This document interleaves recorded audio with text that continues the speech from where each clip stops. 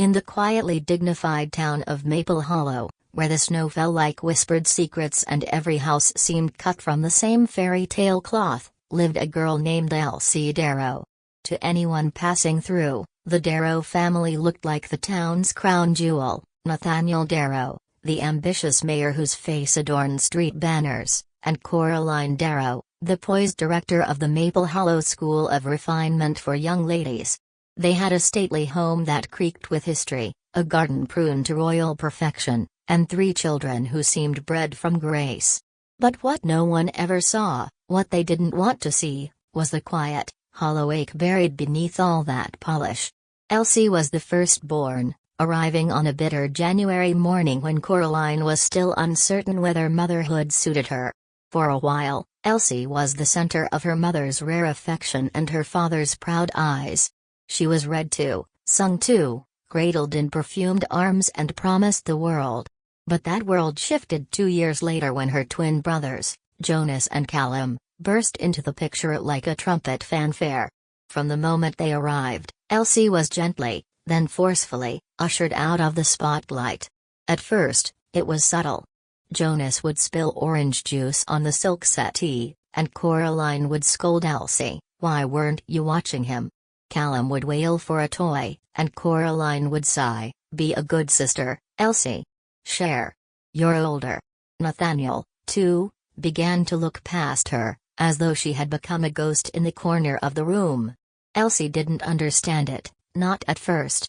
She tried harder, straightening her posture at family dinners, perfecting her grammar, learning the piano. But no matter what she did, the boys' smallest victories were celebrated like Olympic gold, while her efforts faded into wallpaper. By age 12, Elsie had become quietly obsessed with space design. Every time her parents hosted gatherings in the grand parlor, she would mentally redesign the room, replacing the stiff antique chairs with inviting lounges, moving the chandelier for better symmetry, even adjusting the color palette in her mind. She read library books about lighting and textures, spent hours sketching blueprints, and one day stumbled upon a watercolor and design starter kit in the window of a tiny shop called Marigold's Mercantile. It wasn't expensive. It had fabric swatches, a sketchpad with layout grids, and sample palettes. She wanted it more than she'd ever wanted anything. For weeks leading up to her birthday, she hinted.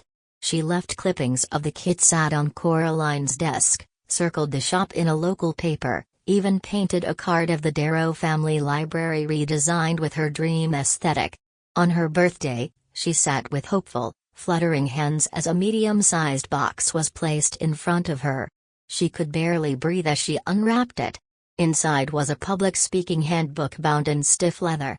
"For your future," Coraline said cheerily, sipping tea without even making eye contact. "Presentation is everything, darling." Elsie's fingers tightened around the book's edges as Jonas tore through wrapping paper next to her, unveiling a remote-control drone with gleaming silver arms. Callum squealed at the VR headset nestled in a velvet-lined case. Nathaniel clapped proudly. Elsie forced a smile until her cheeks burned. That night, she sat by the window in her attic room, the handbook on her lap, and whispered to herself, "I'm still here. Even if they don't see me, I do." Years passed, and that refrain became her quiet anthem. Every family vacation was tailored to the boys' interests. Ski lodges in Cinder Peak because Jonas loved snowboarding. Desert races in Red Wind Dunes for Callum's growing fascination with motorsports. When Elsie once asked to visit Ansell's Bay, a coastal village known for its historic architecture and art markets, Nathaniel chuckled, "Another time, sweetheart. Let the boys enjoy their hobbies first." They never did go to Ansell's Bay. Despite everything, Elsie's passion deepened. She spent late nights reworking her bedroom layout for better light flow. She converted old shoeboxes into model rooms with reimagined decor. Every pillow was placed with intent, every corner lit with emotion. She began to dream, not just of studying design, but of changing lives with it. Of creating spaces that made people feel whole. The day she finally told her family she wanted to study spatial design and interior architecture, Coraline froze mid-step in her heeled boots. Design? She echoed, raising a perfectly arched brow. Elsie, be serious. That's hardly a profession.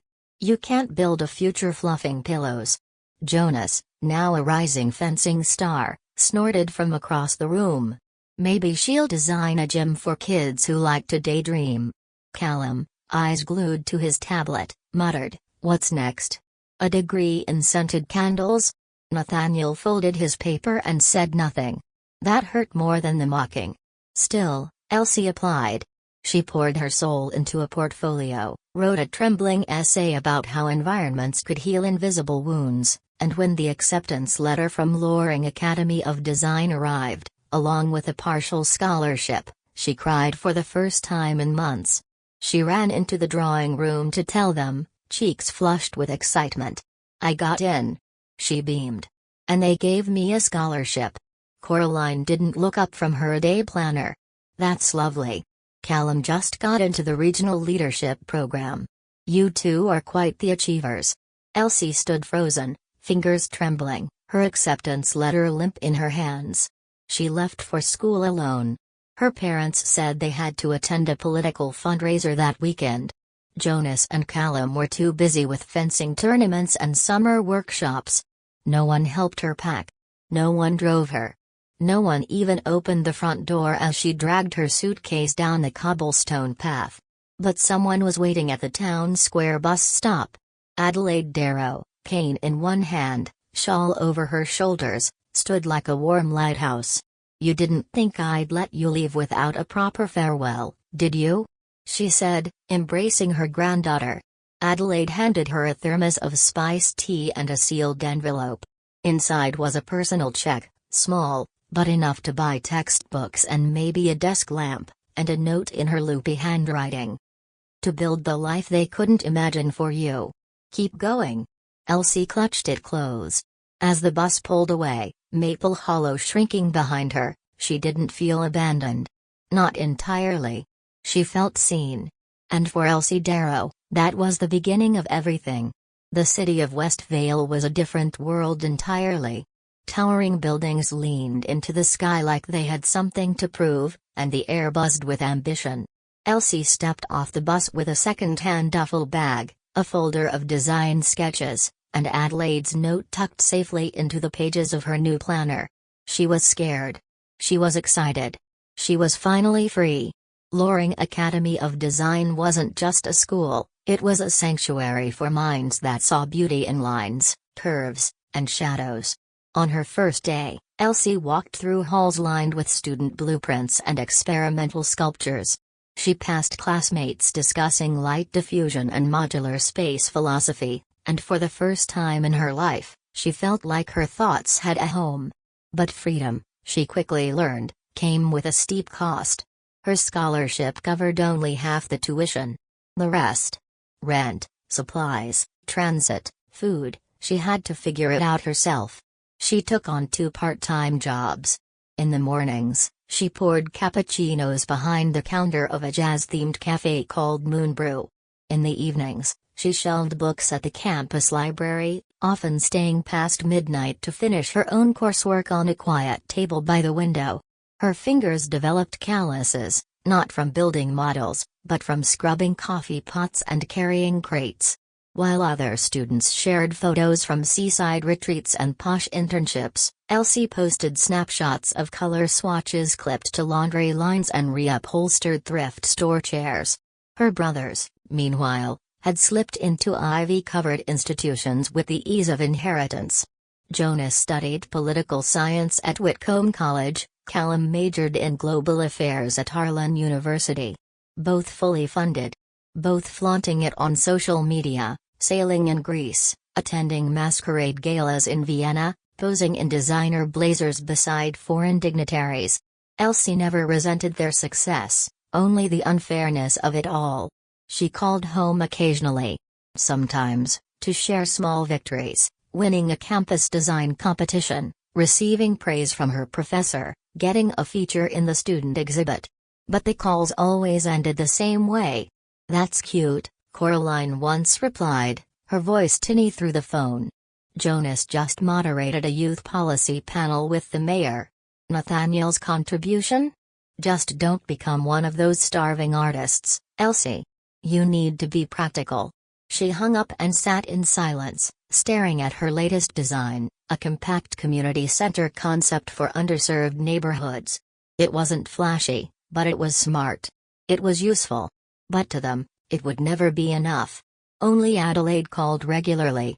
Every Sunday evening, without fail. "What are you working on this week?"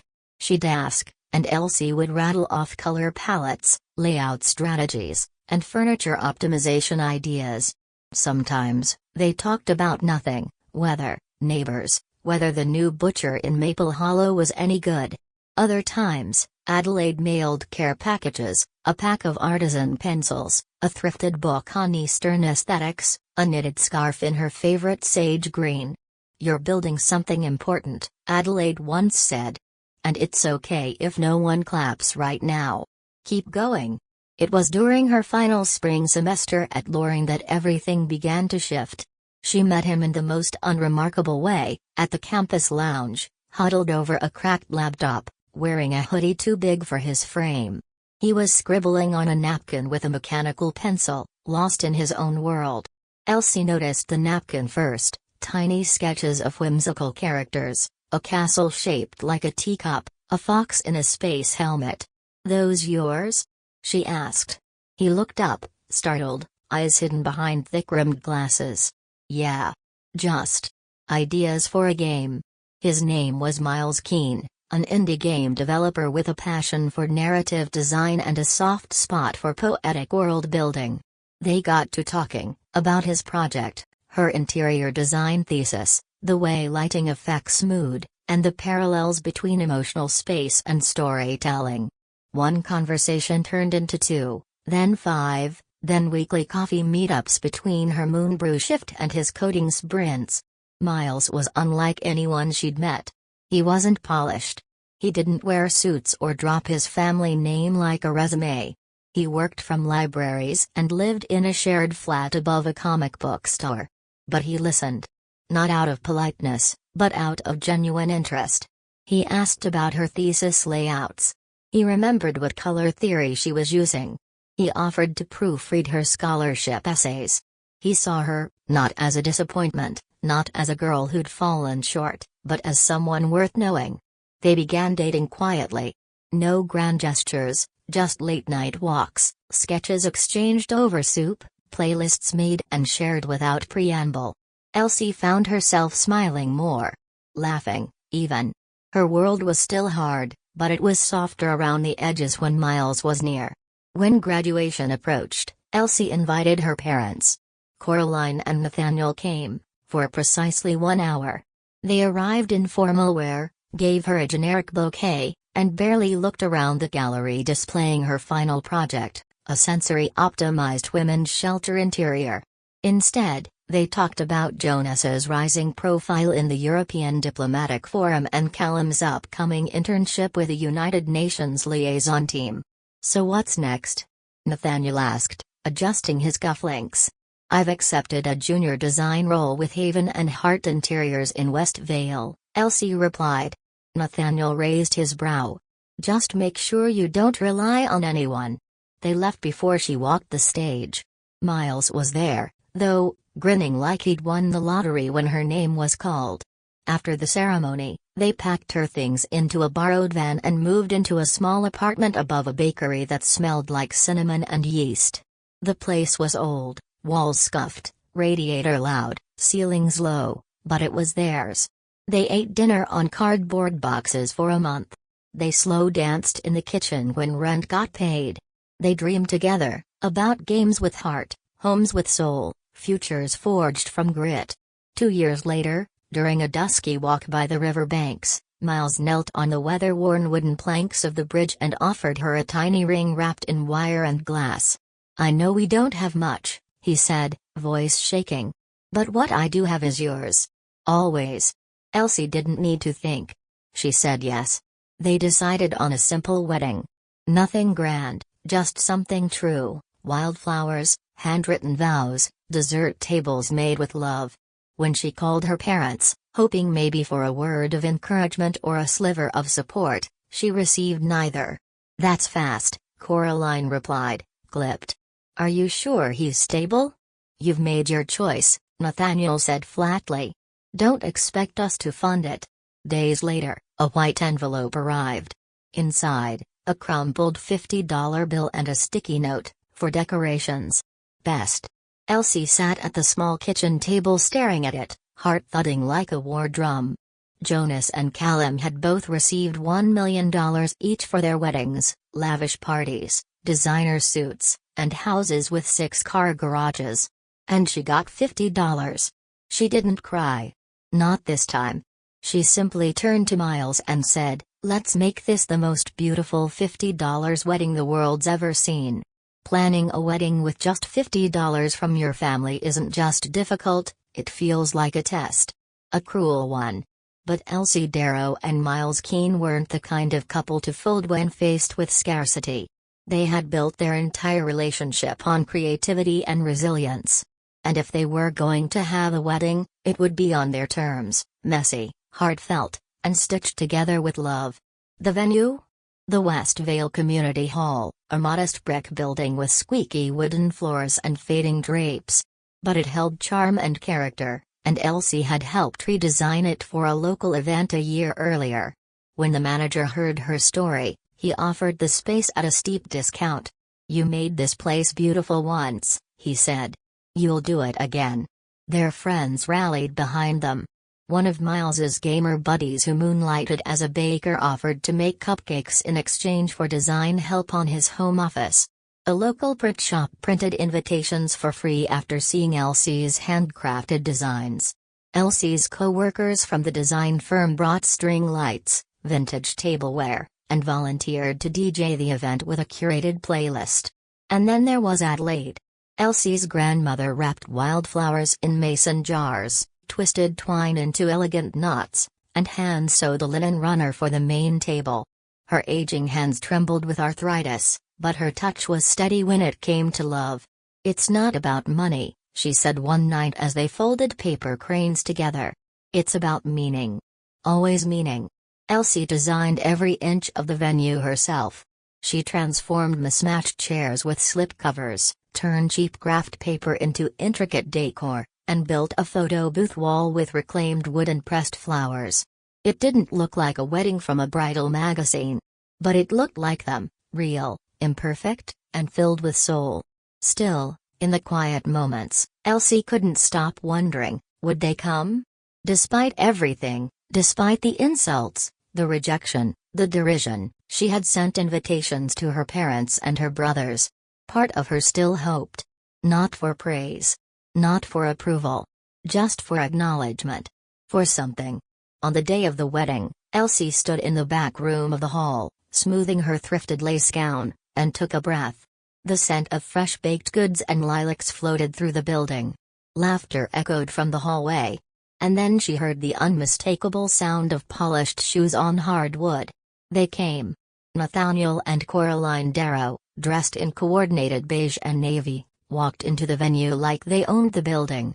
Behind them, Jonas and Callum, sunglasses perched atop their heads, smirks already in place. They didn't offer hugs. Or congratulations. Just stiff nods and glances around the room like critics entering a poorly reviewed theater. From her hiding spot, Elsie watched them whisper and frown.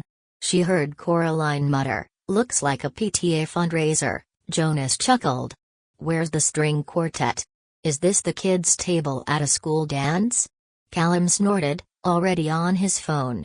She clenched her fists but didn't move. Not yet. When the music began, and the curtains parted, Elsie stepped into the soft light of the hall, and all the noise faded. Miles stood at the end of the aisle in a slightly too big suit with crooked buttons. But his face was full of love. He looked at her like she was the center of the universe. Their vows were quiet. Shaky. Real. They talked about building a life on laughter and loyalty, about dreaming even when the world scoffs, about being enough for each other. When Miles kissed her, she felt something in her soul finally click into place. The reception was intimate, filled with handmade touches and soft jazz from a borrowed speaker. Guests passed around plates of pulled pork sliders and mason jars of lemonade. No one wore tuxedos. No one bragged about wealth. It was a celebration, raw and honest. And still, they mocked her.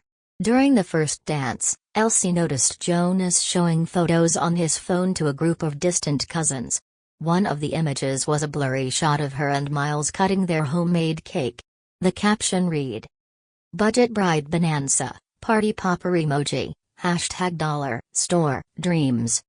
Another side-by-side showed their food table compared to his luxury Bahamas wedding spread. The comments trickled in. "That cake looks like a gas station special. Did they get married in a storage closet? Is this a parody or real?" The worst part? One of the comments had come from Coraline herself. "Boys will be boys, embarrassed smiley face emoji, harmless fun." Elsie's stomach twisted. She walked over, slowly and deliberately, heels clicking like drum beats on the floor.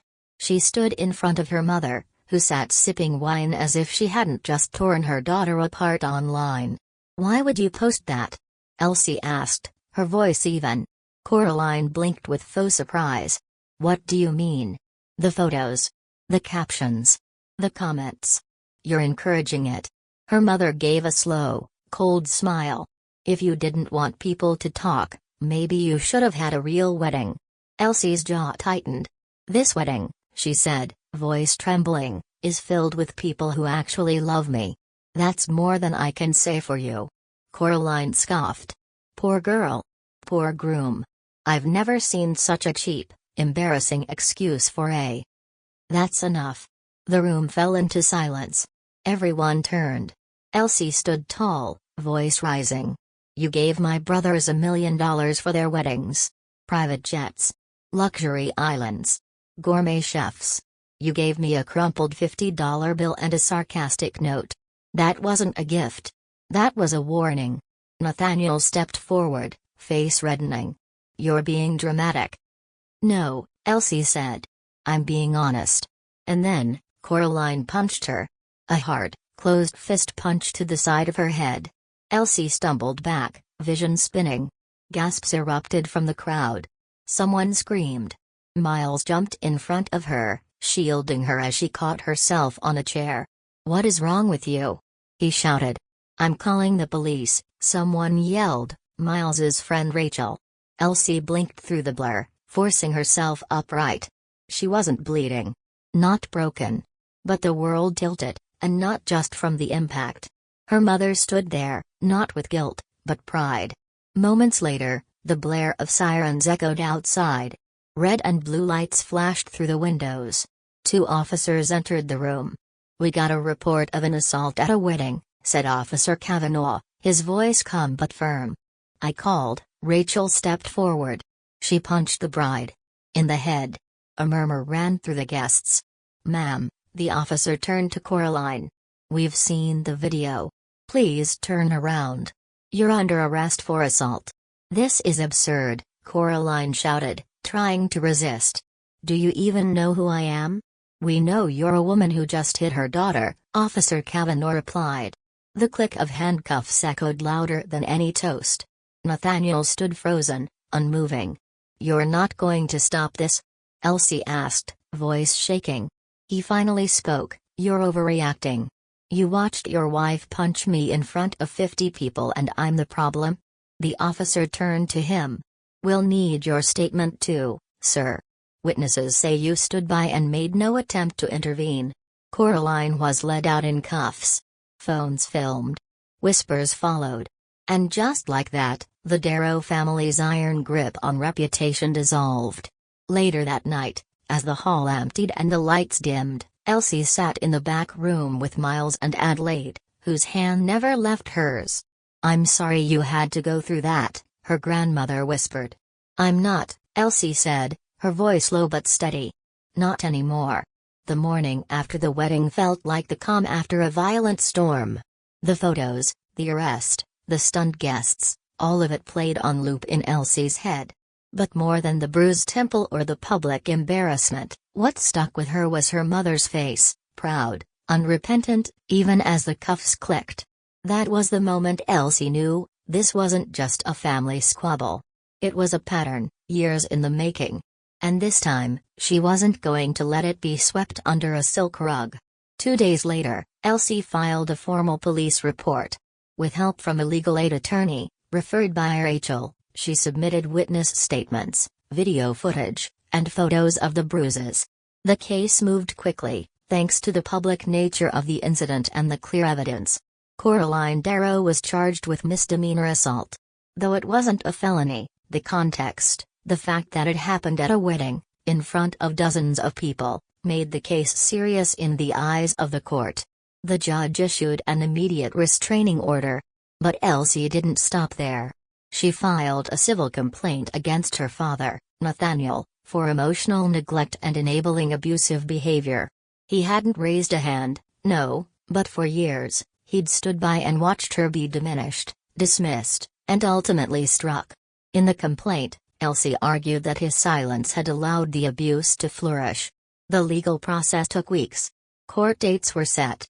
Papers were served. Coraline hired a top-tier lawyer, tried to paint the wedding as an emotionally charged misunderstanding. But there was no twisting the video footage. No way to spin the moment her fist hit her daughter's face. In court, Elsie stood strong. Miles was there, every day, holding her hand. Adelaide sat behind her, knitting between testimonies, her presence a quiet fortress of strength.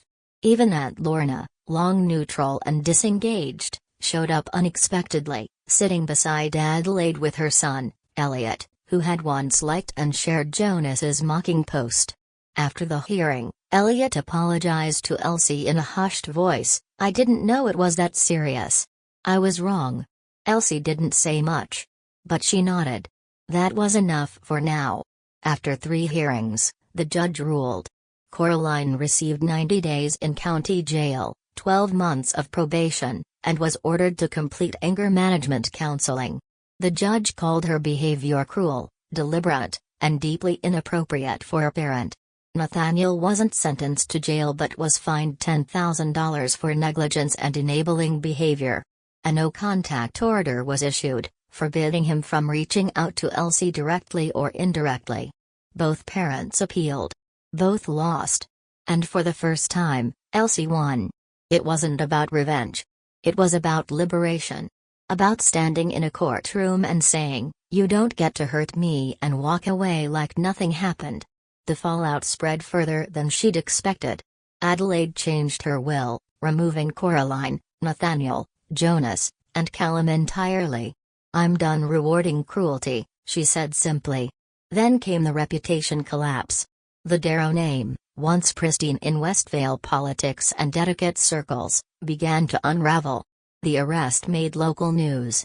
Major donors pulled out of Nathaniel's future campaigns. Coraline's etiquette school lost clients. And while Jonas and Callum weren't charged, their association with the scandal caused sponsorships and speaking opportunities to quietly disappear. Elsie didn't gloat. She didn't celebrate. She simply moved on. With Miles beside her and Adelaide cheering her on, she returned to her design work, slowly reclaiming her life piece by piece. And though she was still healing, one thing was clear. She would never again ask for a seat at a table where she was unwelcome. Because now, she was building her own. 6 months after the courtroom lights dimmed and the legal papers were finally stamped, Elsie Darrow stood on the threshold of a new chapter, a real one, crafted not from approval or applause, but from truth. She and Miles had saved every penny they could. Between his steady end-game commissions and her growing interior design contracts, they had finally scraped together enough for a down payment on a small apartment in Southbridge, a neighborhood just on the edge of downtown Westvale. The building wasn't new, but it had bones, high ceilings, tall arched windows, and brick walls that whispered of history. When the realtor handed them the keys, they didn't shout or cry. They just looked at each other, grinning like fools, and said in unison, "Ours." They painted the walls themselves, warm creams, dusky greens, a splash of rust orange near the breakfast nook. Elsie designed every inch of it with love, floating shelves with handmade ceramics, thrifted lanterns hanging above the dining table, a cozy reading corner filled with plush throws and bookshelves rescued from old offices. Every room told a story. Every corner was touched by hand. On the first evening in their new home, they took a photo, Miles and Elsie standing in the doorway, arms around each other, smiling beneath a welcome home banner made from paper scraps. Beside them sat Adelaide, curled into a soft chair with her favorite quilt over her lap, beaming like the sun had chosen her as its mirror. Elsie posted the photo with a quiet caption.